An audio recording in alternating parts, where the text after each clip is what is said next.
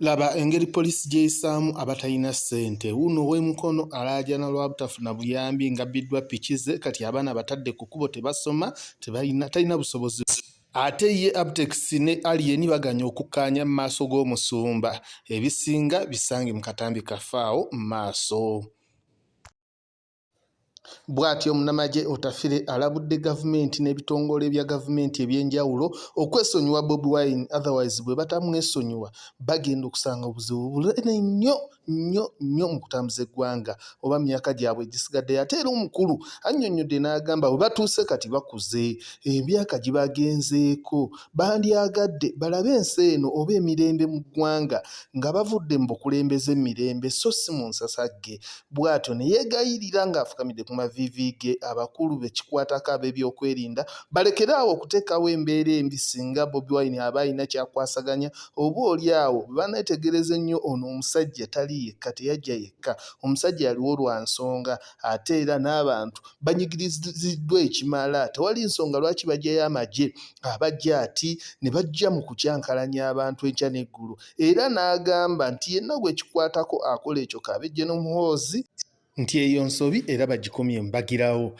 N'olw'ensonga eyo neongera okwebaza abaganda baffe batusaamu akasente. Funeral Wise wali ekiruddu ne St. Lawrence University wali Kayanja ka Kabaka. Mwebale nnyo, mwebalire ddala. Just like, share and subscribe. Kale gwenna ayagala okulaba ekisengawo genda mu maaso n'okulaba vidiyo eno likinga sharinga ate era bw'obanga gwe mulundi gw'okusoosa olwaleero okutwegattako subscribinga tube nga tutambuza bulungi ku mukutu ogwaleero. N'olwaleero bwetti bwe tugenze mu maaso nsaba weetegereza omwana ono endaajana gy'alaajanamu ku nsonga za polisi y'emukono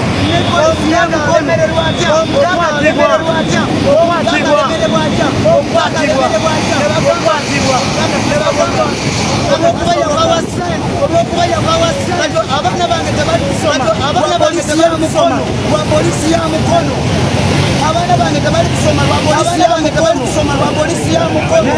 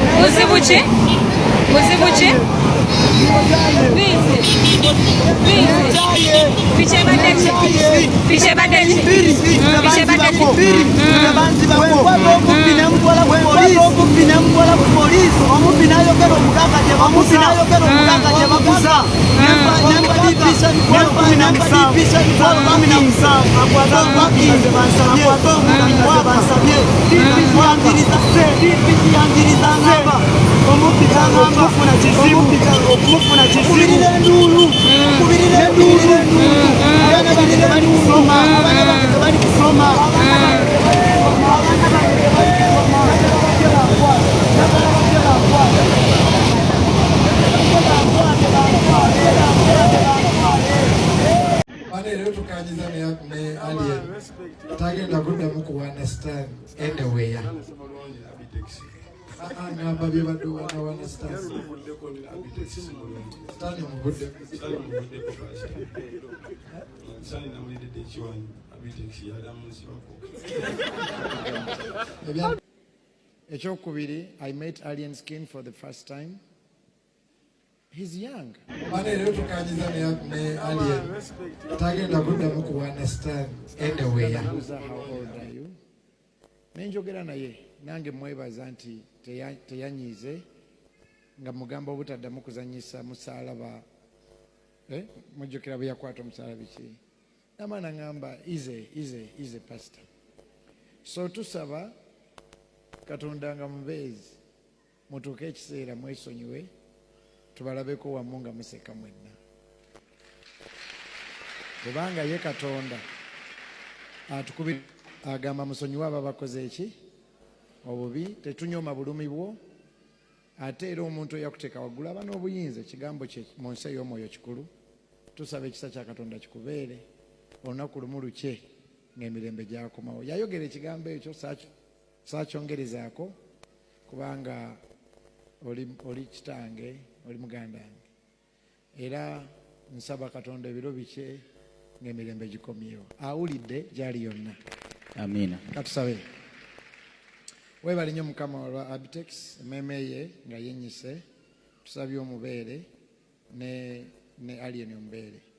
Waliwo embeera eyaliwo mu Bayibuli ejjula okufaanana bweti, omusajja bwe yajja n'asala okutu kw'omulabe kw'omusajja yajja okuwamba Yesu Peetero, naye wakwata okutu n'okuzzaako n'oba nga Peetero asonyiyibwa ne gwe basazeeko okutu asanyuse kubakozzeeko ne Kristo bonna n'abagatta.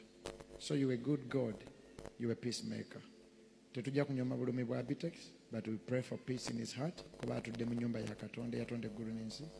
Ne tusabira ne alien omubeere bonna ekyabatabula asobole okukaanya ne munne, to even remember ebirungi omusajja ono bye yamukolera, asobole okukakkana. Era tusabye bonna batuuke ekiseera batuule ku mmeeza emu, kubanga Bayibuli egamba nti oteekateeka emmeeza. Buli muntu aze mu kyaki era alina kyakusaba, naye tusaba unity between abtex and alien skin. In Jesus' name. Amen.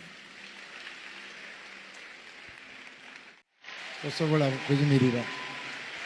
Oba olaba bagwa.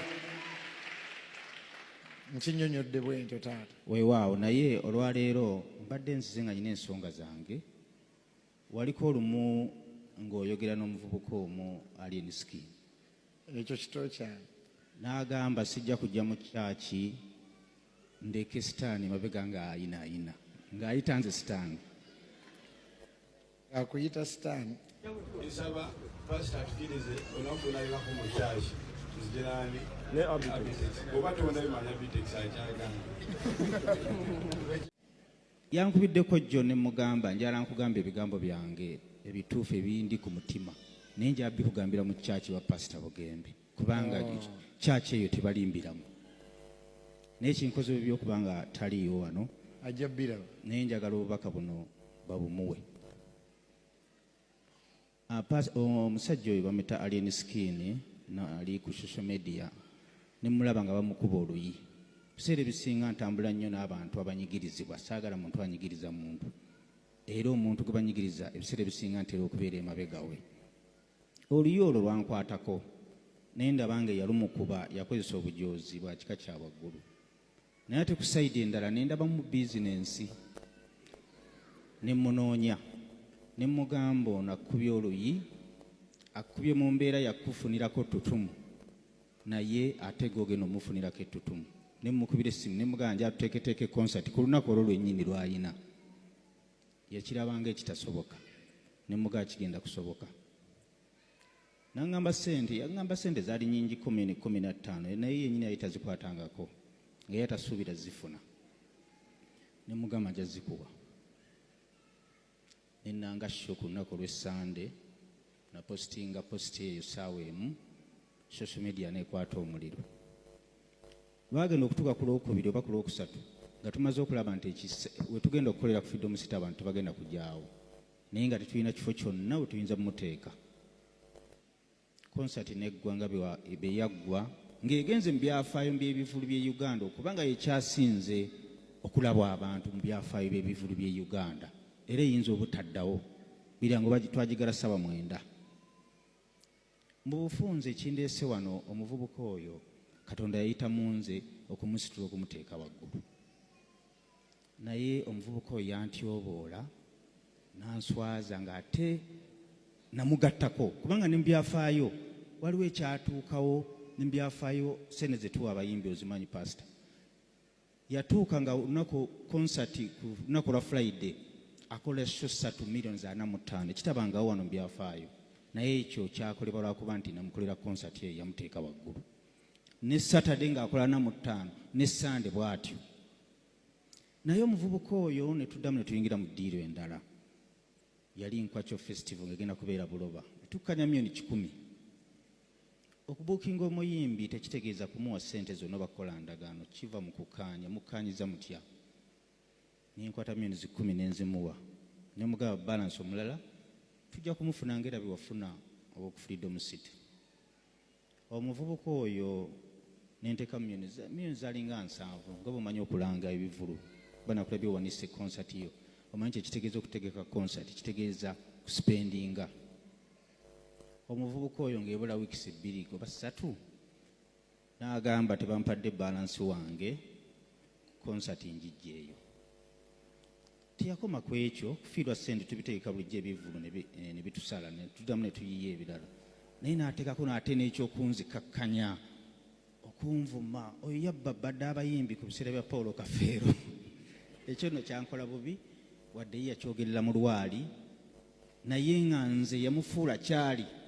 Essaawa zino tumwogerako lwakuba nateeka konsati ye yagenda mu byafaayo. Era olwaleero namunyiigira omuvubuka oyo ne mugamba Mukama baba yayita mu nze n'enkuba ettutumu erikola ssente ne bakutimba ku bipande byonna, era nja kuddamu musabe ettutumiro likuggweko.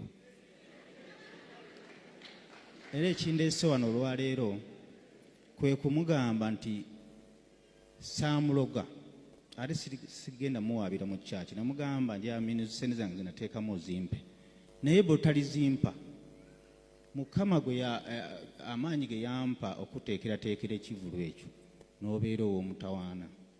Ngenda kuddamu musabe okkakkana obe nga tukyali ku bipande era bwe kiri. Sikolima naye ekigambo ekituufu wano mu kyaki tebalimbirawo.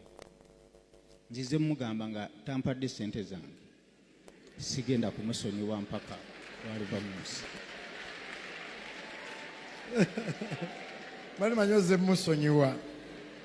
Kinkoze bubi era mbadde awo ne muweereza ka message nti ndi wano mu kyaki njala kugamba ebigambo byange wakati nga pasita waali wetusinga okuwa ekitiibwa wano mu Uganda, naye sikulaba. Ebigambo ebyo bye bindeese mu kyaki okumutegeeza olunaku. Tusanyusa okukulaba. Obubbi obuli bw'enguzi obubbi era bugenda kwasuula kambabulire. Nyinza kubanga sikyali wano yakubanga ngenze kubanga emyaka kigenze naye olukusa amaaso tegala obuli yakubanga ngenze naye nga abakulembeze balina bwe buteekamu obuteegemu obuli bw'enguzi bugenda kwasuula n'abapoliisi temutulugunya abantu tembakwata bubi. So nange ndi Musiramu. Salamu alaikum wa rahmatullahi wa barakatuh. Alaykum.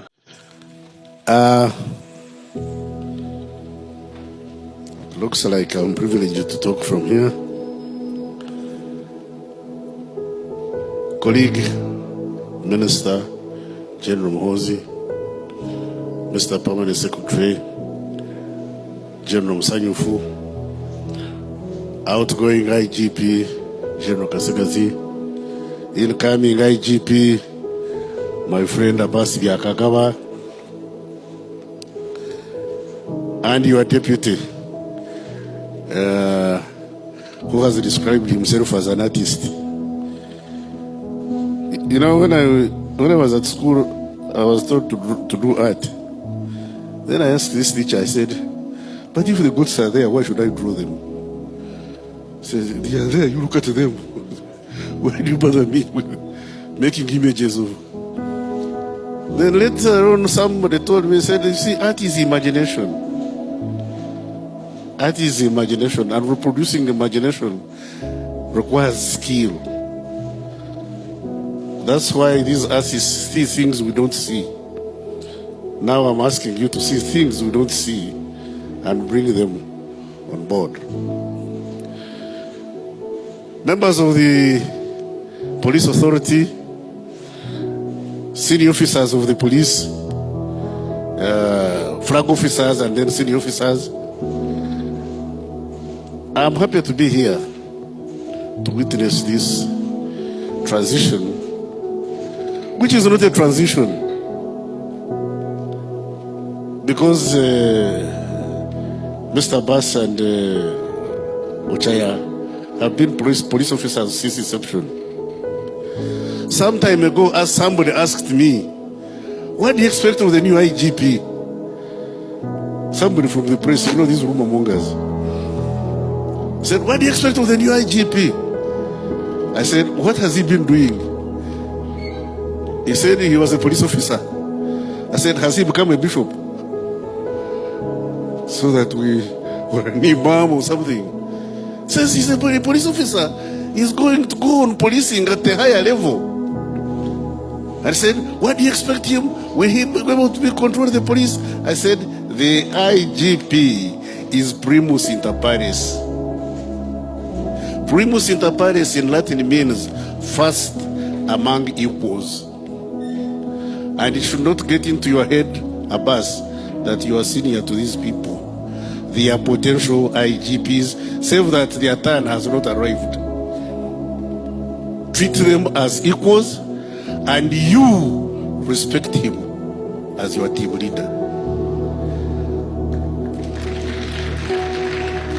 No PhDs. PhD, you know what I mean? I don't mean doctor of philosophy. I mean put him down. No, put him down. General Kasigazi and your former boss, I want to congratulate you for one achievement I've noticed on your watch. The ending of the culture of Tonton Makutu in the police force. The police was getting out of hand. You see police officers behaving like they were from Mars. They were behaving like, you know Tonton Makutu, these ones from Haiti. They were deployed by the former president. They used to call him Papa Doc. Papa Doc. You are police officers. You are Uganda's police. You are law enforcement officers. Those who force us to follow the law cannot be lawbreakers. You may not like the law, but enforce it as it is. And then advise those of us who make law to make adjustments. Because nothing in nature, you see in nature you never see sharp edges. There are no sharp edges in nature. There is nothing perfect in nature. The edges are round. If the law is inadequate, quietly advise us, we shall go to Parliament and fine-tune that law. But don't break the law. Don't break the law. Don't go about beating Kyagulanyi. No. Kyagulanyi should be treated, Kyagulanyi, Besigye, whoever is in opposition, don't beat them for their opposite ideas. So contain them for behaving unprofessionally, conduct unfit for public convenience. When these fellows are doing their conferences, because these political parties are legitimate, they are legal. We have them in the constitution. Me, I didn't like this business of Marat Party, but Ugandans went into a referendum and said we shall go Marat Party. We read it in the constitution. So whether I like it or don't like it, I have to respect it, because that's the law. So when you are dealing with these fellows of the opposition, as police officers, don't deal with the opposition. Deal with bad conduct. So tell Kyagulanyi, tell Besigye, tell I don't know who the other one can say. If you want to do your meeting, don't do it on the street. Don't do it in the market. Don't do it in a school. Don't do it show him where to go. Say, if you want to make noise, go to Kororo. Go and jump up and down. When you are tired, you go home. If he's going to Ginger, take him to the market. Not the market, someplace, the playground. Say, you go there. And let him go there with his people. His or her people. They jump up and down, shout, and they can insult those of us who are in politics. When they are finished, they go home without inconveniencing anybody. Let them exercise their rights while respecting the rights of others. They should exercise their rights, their constitutional rights, while respecting the rights of others. Don't come to our markets. Don't inconvenience us on the street. For you are going to a rally. Me, I'm doing trade. One day I was in a market, and I had my door open. I was doing something. This man who was carrying a bag, a bag of posho, came and then Luganda addressed me and said, Sebo, Jawe Meleme Jo, Msewe Nakuyange. Meaning that you remove your peace, your comfort, let me carry on with my burden. Hey, so if these fellows who are doing politics have their liberty, they should not inconvenience our daily struggle to exist. Now, you as police officers, your job is to enforce the law. Enforce the law to the letter. Don't beat opposition. No. Deal with errant citizens. There is a difference. That's why I tell the opposition, when you want to do demonstration, that is legitimate. But when you do riot, then we shall also become rioters. Demonstrate, don't riot. Deal with errant citizens who have different ideas from mine, which are not necessarily your ideas. Don't beat the opposition and bring us a bad name. Because for us as government, we are not interested in harassing the opposition. But for you as police, deal with people who don't conduct themselves properly, but stick to the law. Don't go beyond the law. That's not your responsibility. That is finished. As for crime,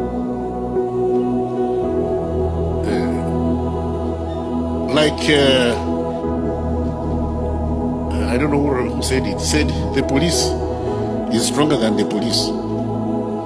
You cannot fight crime single-handed. You can't fight crime than 50,000 officers and men you are. You need the support of everybody else. Call for all hands on board, on deck rather. Call for all hands on deck for us to fight crime jointly. Now, for you to be able to call on us, the public, to help you, you must win our hearts and minds.